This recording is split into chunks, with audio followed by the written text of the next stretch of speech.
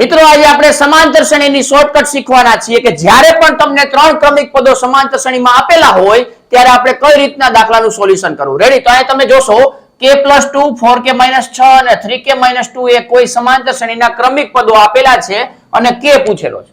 આના માટે કન્સેપ્ટ એવો છે મિત્રો, a b c ત્રણ સમાંતર શ્રેણીના ક્રમિક પદો હોય તો તમારે વચલાનું ડબલ કરવાનું રહેશે, b ના ડબલ અને આજુબાજુ વાળાનો સરવાળો કરવાનો. બરાબર છે? આવી રીતના યાદ રાખશો, વચલાનું ડબલ આજુબાજુ વાળાનો સરવાળો. ઈઝીલી ઓછા ટાઈમમાં તમે દાખલો કરી શકશો. રેડી?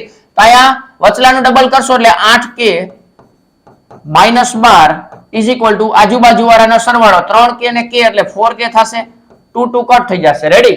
હવે 4k આ બાજુ લઈ લેશો એટલે 8k માંથી 4k બાદ કરશો એટલે 4k વધશે. -12 છે બરાબરની સામે જશે એટલે +12 થઈ જશે. 4 વડે ભાગી નાખશો એટલે k = 3 મળી જાય છે. શું મળી જશે મિત્રો? k = 3.